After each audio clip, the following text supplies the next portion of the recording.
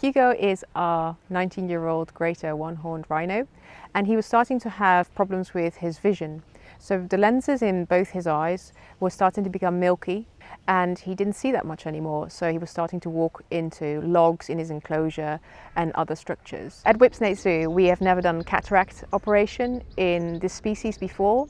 So we got a specialist in, and then we planned for the general anaesthetic. To anaesthetize a rhino, we have to use drugs that are very harmful to people. The amount of drug that we've used for Hugo would kill up to 12 to maybe 14 people. Because we inject the rhino with a dangerous drug at high speed, there is a chance that some of the drug is on the skin, and there's also some of the drug will be in the bodily fluids of the rhino.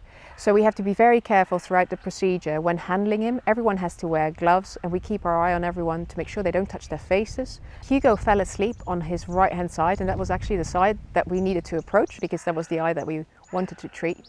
So in order to move him, we had to have every single keeper on board to actually pull him out of the corner that he'd wedged himself in and roll him onto his left hand side. Once we've done that, we had to move him to the center of the enclosure so that we could reach him from all sides safely, and we had to lift the head significantly as well to get near her microscope.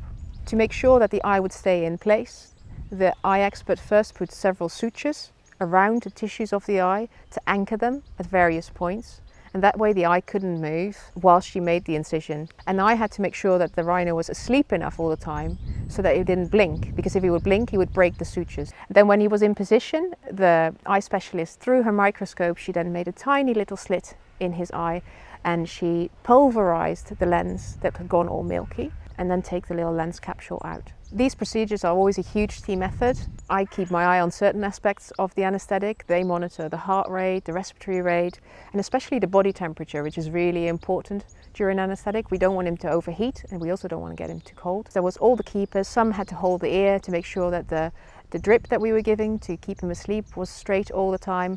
Others had to make sure that the muscles were massaged to keep the circulation going in these big muscle masses so he could stand up again properly afterwards. It's sometimes really hard to get the heavy animal back on its feet again because they've got like tingling, numb limbs. We massage the legs throughout and also shake the legs. So we put ropes around their legs and lift them up and shake them to get a bit of circulation going during the procedure and especially straight after, so that once we've given the drugs that counteract the sleepiness, he's able to put his feet under him and lift himself off. So now in his right eye, Hugo has got sight again. The light can fall through the pupil again into the eye, and he's now able to see again. So he won't walk into obstacles anymore. Since the operation, he recovered really well, and it's been really successful. We're all elated about it, and I'm sure Hugo is too.